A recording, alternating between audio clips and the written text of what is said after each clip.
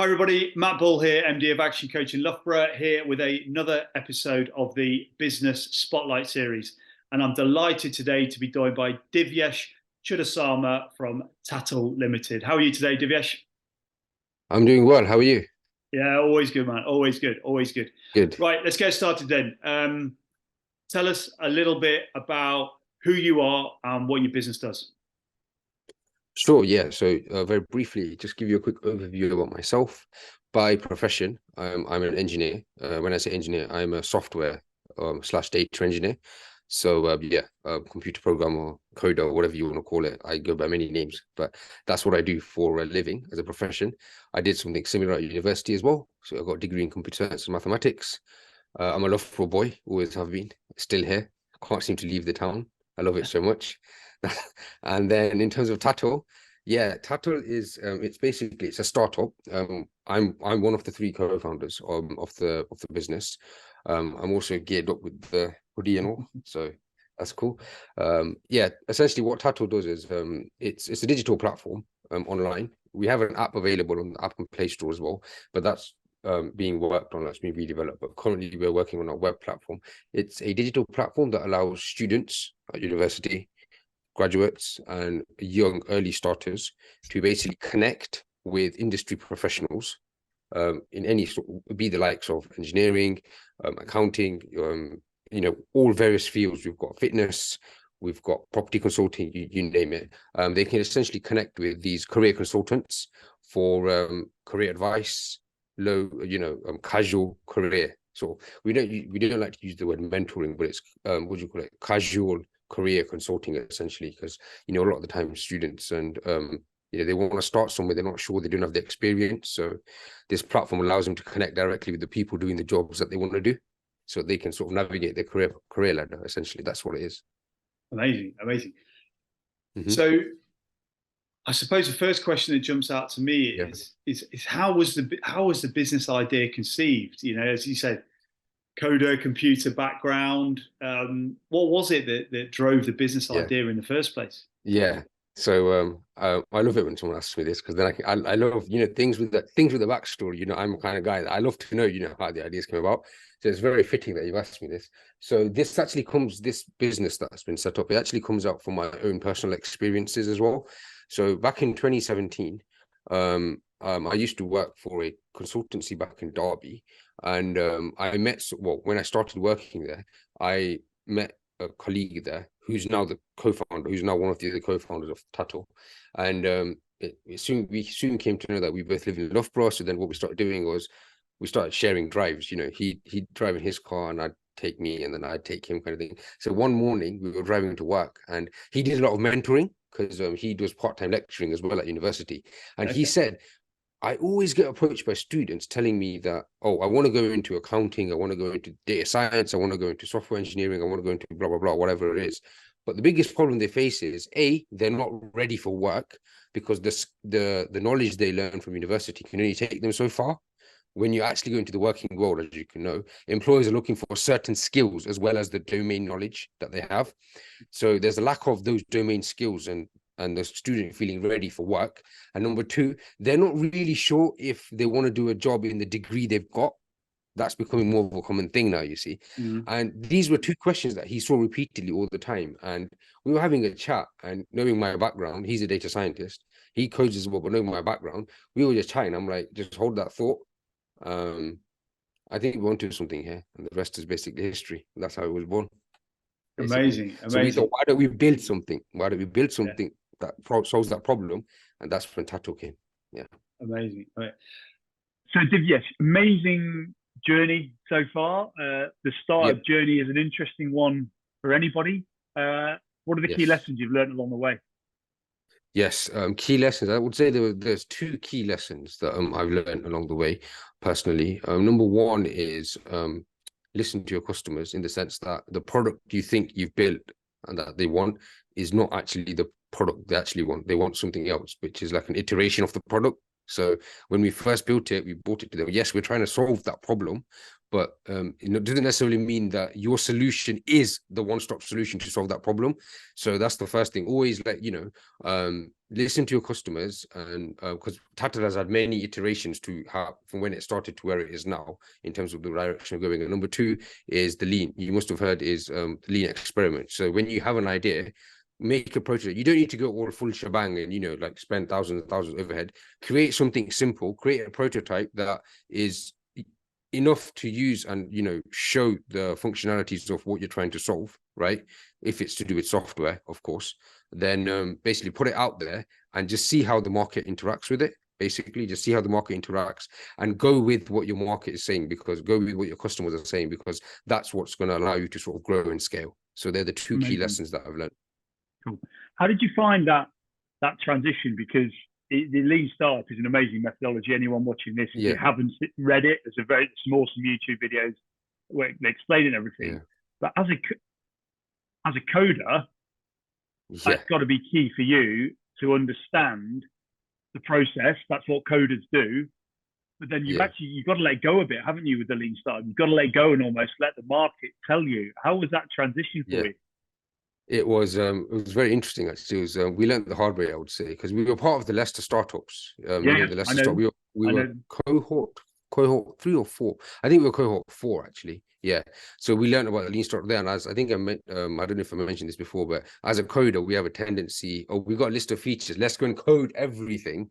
And then sort of, like what you said, we literally just, the first thing we think about doing is actually coding it rather than thinking, wait, hold on a second. Is this what people actually want, kind of thing? So yeah, we'd coded everything. And then it wasn't until a few people said, this is crap, we don't want this, it's over-engineered. We were like, oh, okay. And then we sort of just took it back and we were like, okay, what do you want from here? And then they told us this, this, and this. And then we sort of niched it out into smaller. You'd rather start off with one feature than giving them 10, like the full shebang, you see. So yeah, what we had to do was a lot of reverse engineering. We built it all, then we had to unbuild it and then build it again, basically. Brilliant. What a lesson. There's 3 of you. How does that dynamic work? We often deal with co-founders and it's normally 2, but with 3 of you, how does that dynamic work for you? Yeah, so it initially started off with 2 of us, and I think we all have interesting backstories. I sort of found it when I started the company up with my co-founder. He's Nigerian, so he also saw this he saw this problem and he saw this issue very deeply rooted within the Nigerian culture. I can see it from an Indian perspective, like, in the Indian culture. So there was 2 of us initially, but because he's a data scientist and I'm a data engineer, we're both very heavy sort of machine learning, coding, we computer language. We can't think business development. And that's when I think it was at one of the careers fairs at Leicester University, we got approached by a lady called Cynthia. She's Chinese now. Yeah, she's Chinese, right? And she actually instantly clicked with us. And it was kind of a stroke of luck. When they say you're at the right place at the right time. We actually discussed a couple of days before the event, well, you know what we will do with a female, because we're both male, right? Female co-founder. And number 2, we need someone who's a business development executive. Yeah. She happened to be a business development executive and she was a female, and she proposed not in that sense, proposed the idea that, I'm looking for a new startup to join, and I think Tattle is the one, that I want to join. Are you open? And literally, we just looked at each other and we had the biggest smile on our face because we spoke about it only 2 days ago. We're like, she's literally just walked into it like she's heard it. She was a fly on the wall, and that was it. We were like, yeah, we'll bring you in. It's actually good because we're very technically minded. She's like business minded. Yeah. So she knows what will grow the business. We know how to implement the technical side of the business. So it's a very nice balance, basically, between the 3 of us. Yeah. And what are some of the key successes that you've achieved since starting up that you can reflect on now, you can share with everybody? Yeah. So there are some key successes. Yes. One of them was the biggest one I would say is, when you can help your customers or help your users. We've helped a couple of students actually land their dream jobs. in the industry. So through our platform, they've managed to connect, get the career consulting they want, because mainly international students. I know one gentleman, he spent 2 years grafting after graduating. He wasn't getting accepted, and then he came onto our platform, sort of spoke to the career mentors, and I think it was 2 months later I got a message saying I got the job. I was like, well, great, well done. So that's always nice to have success stories. And the other successes, I mean, we've grown individually as well as co-founders. We've developed a lot, we've learned a hell of a lot, and we're still learning a lot. And the third one is, I don't know, you've heard of the startup awards? They happen nationally. Tattle, actually the Midlands one is happening on Thursday. Tattle has been nominated for Digital Startup of the Year, so fingers crossed. Yeah, so that's another success story. Yeah, so I think we've learned a lot, definitely. Yeah, cool. And achieved a lot as well. You mentioned there your own personal growth over the journey. I mean, it's one of the great, any great entrepreneur would say the success journey is a growth journey. So it's amazing growth journey, to hear that. Especially as a coach myself. What do you think the areas are that you've grown in? So public speaking. I was so bad at public speaking, Matt, like literally. When you told me to talk, I used to like cover my face and all. Now, if you told me I could talk for the whole of Loughborough, I won't shut up. You have to tell me to shut up. Like, I talk so much now, honestly. I love being on camera as well now, because I think when you put in those shoes, until you're actually in that position, you're not going to grow.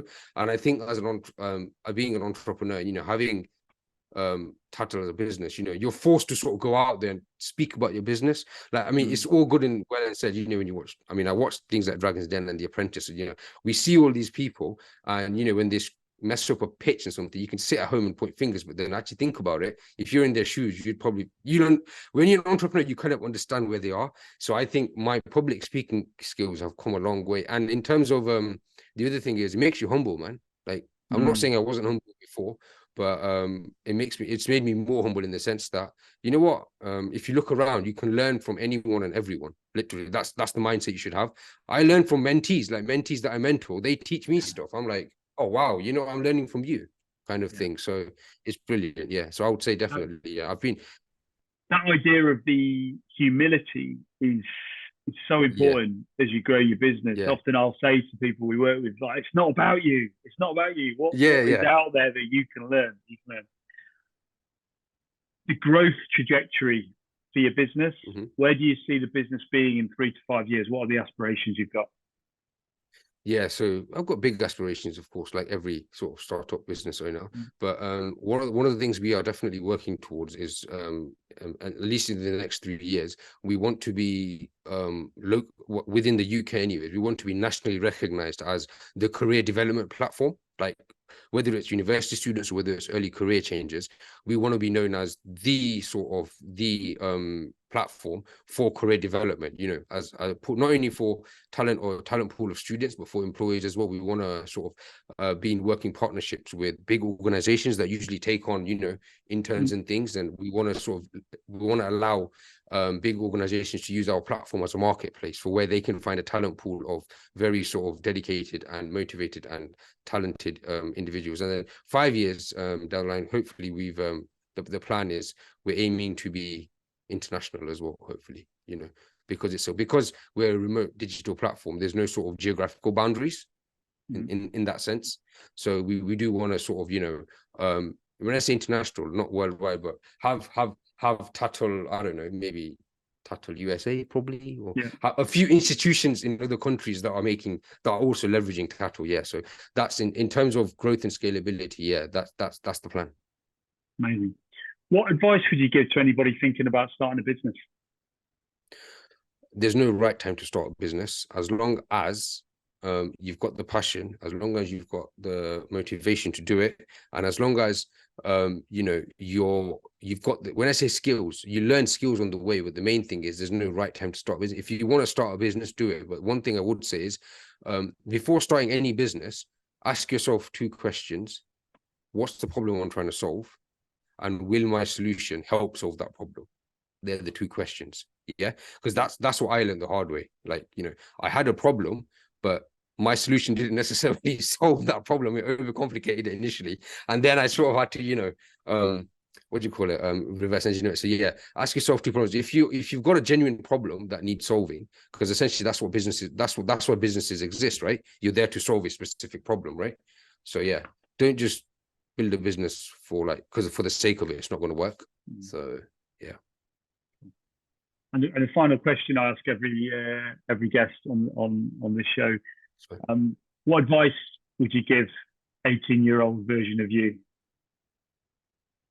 Oh, 18-year version of me. What? As in like, if he met the version of me, if my 18-year-old version met me now.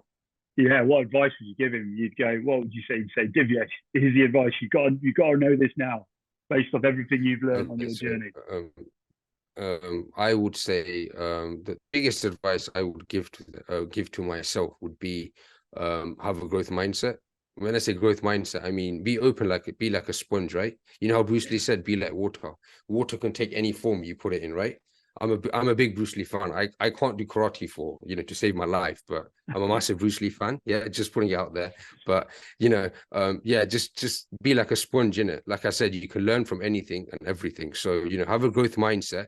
Always be open to learning, and don't ever be scared. I would say the other thing I would say is be a risk taker. Take a risk. Taking risks is part of life.